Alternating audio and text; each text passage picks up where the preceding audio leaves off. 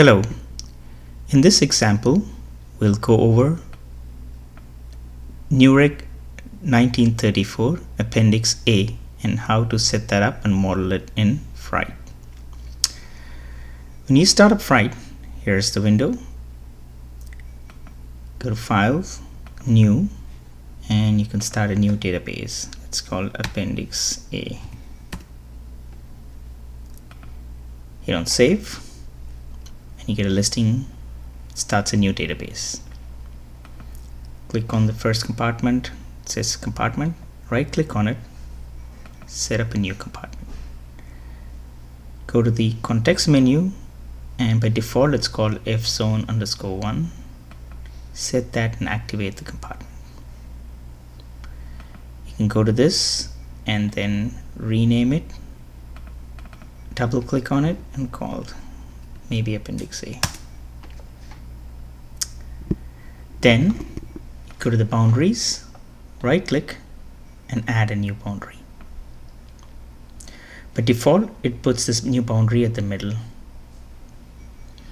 Now you can set up a floor plan which we have already provided inside the Fright 3D distribution.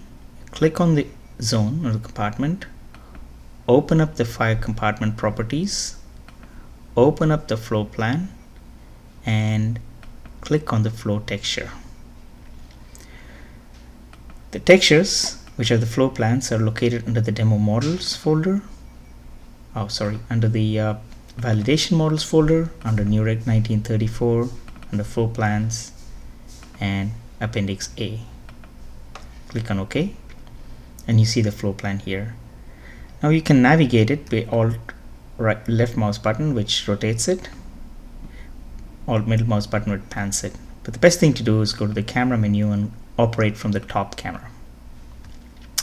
And you see there, which is by default the floor plan, which is dropped in the middle. Now we need to adjust its dimensions. So you zoom, alt and right click button, and you see these dimensions in here. You click on the measure between vertices tools, which starts the measure tool. You set your first point here and the next point over here. Click and release it, and then you can move it anywhere in place. Click and release. Now you place the measurement, which is 0.855 meters in this space. Now you want to adjust it to make it to be 10 meters. The way to do it is take off this measure between vertices, click on the cursor mode, select this, which selects it, right click on it, and there's the measurement scale in here, and change it to 10. Escape, alt, right mouse button, zoom out, and now we are in the right space. That was a good time to hit save. Now we need to adjust these boundaries. There are 3 boundaries in here. This first rectangular one, the middle rectangular one, and the leftmost rectangular one. The way we can do it is you select this boundary and click on the move tool, which is over here, or W key, and you can click on it and move it here. And this rectangle here movement moves it in this space, which is orthogonal to it, which is the red and blue axis. And click on the scale tool, which is over here, shortcut R, and you can go ahead and scale it in this direction all the way to the end here. Scale it in this direction all the way to the end, which is around here, I think. Now we need to adjust the height of it. For that, the height of it is 2.4 meters, as this diagram here says here, 2.4 meters. So you just right click on it, which opens the properties, and the green axis, which is the y-axis, you can click it 2.4 meters and escape. There you've set up your first boundary. Now we just duplicate this first boundary, right click on it, hit on duplicate, that creates a second boundary. Move tool, move this over here, perhaps. Scale tool, scale this over here. Maybe we move it over here. Scale tool, scale it here. scale it in this axis, maybe put it a little bit over here, zoom in here, it's almost there. Yeah, make sure it kind of is right on top of it. Maybe this is right on top, and there's a little bit of errors you can have, so you can click on this snap to boundaries, go back to the move tool and just move it a little bit so that snaps it and falls right in place here. So we got two of these boundaries. Then again, duplicate this boundary, move tool, go back here, do the same thing. Now we can see that move here, if you just move it a little bit, it snaps over here. And you can just use the scale tool perhaps to scale this way. By the way, all of these measures, so you can take off this snap to boundary so that it doesn't snap. We know this exact dimensions here. This is 24.5 and sorry, this is 14.5 and 15.2. That means it's about 0.7 meters, right? So you can just right click on the scale tool and you can just say the blue axis is 0.7. So that gives you the right dimensions. 2.4 the size. Now about this size over here, that is it 0.7, 0.5, 16.2. Yeah, sorry, it's 16.2, so 1.7. So that's the right size. Now about this size here, you can either look at these numbers and manually adjust it, or you can just scale it and then just move it around here and just scale it to the right size here. Then use this boundary snap tool, just move it outside and snap it over here, and there you are. So you've created these three compartments. Then if you go to the camera perspective, here you can see these compartments over here. I'm not sure if this is the right height. Let's double check it. Right height is 2.4. That is correct. Okay, so this is the real dimension here. Oh, I think, oh, I'm sorry, the height of the equipment is 2.4, so it's actually 4.3 meters. So I think you might have to adjust the height in all of these. So you select each of these boundaries here, right click on it, sorry, scale tool, and then I think it's 4.3. And same thing to do with here, the second boundary, move scale tool, and it's 4.3. And same thing over here, maybe boundary 2, is that right? Yeah. And right click here, it's actually 4.3. So now we're in the right space here. Now we can start putting down equipments, and each of these equipments are can be dropped over here. So you just go in here, add equipment, call it whatever you want, by the name of whatever it was stored in the appendix. Double click on it and you can rename it. Okay, and you can just go in here, drop it over here, and just go in here.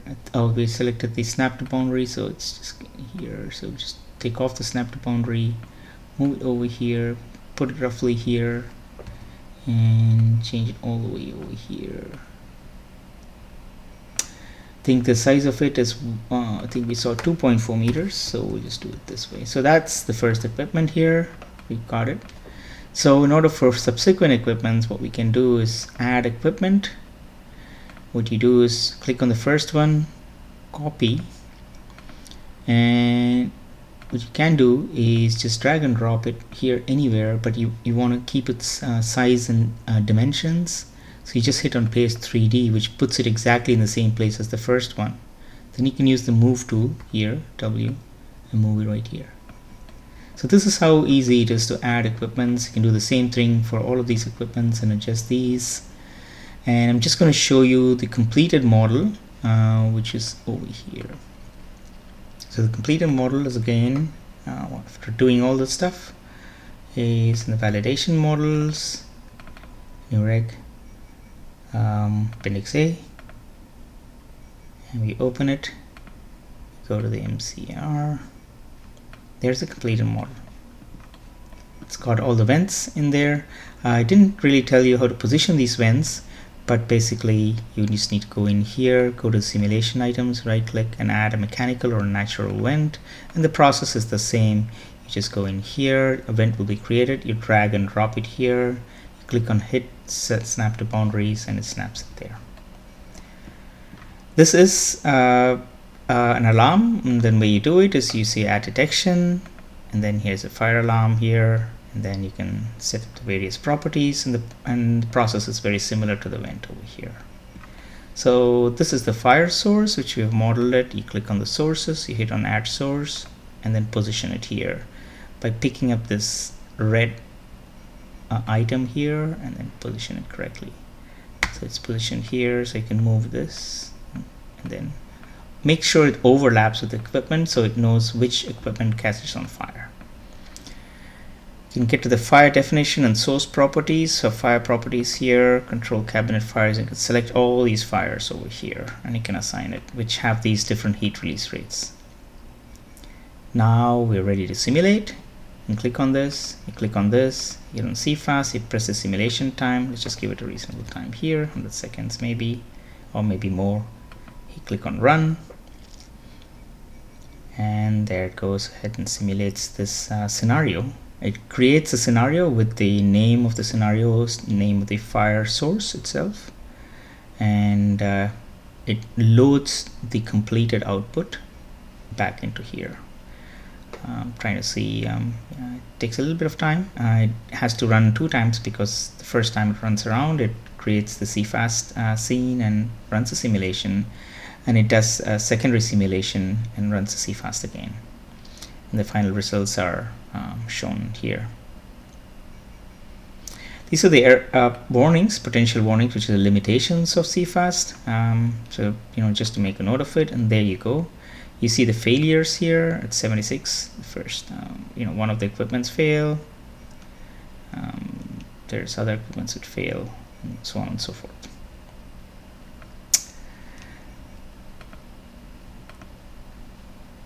This one here, where fire starts, doesn't fail because that comes under physical only, which means it doesn't take part in failures. So you can, for it to take part of the simulation, you have to right click on it and convert it to equipments. Only equipments and trays, conduits, etc. take part in failures. It's still simulated, but it doesn't fail. So if you want something not to fail, you move it there. If you want something to fail, move it back into the equipments. There's also a way to link. You want something to fail no matter what happens. There's also a way to force it. We'll go over that in more advanced examples. So I'll end my video here, and feel free to look at further examples and guides and videos for more advanced examples. Thank you.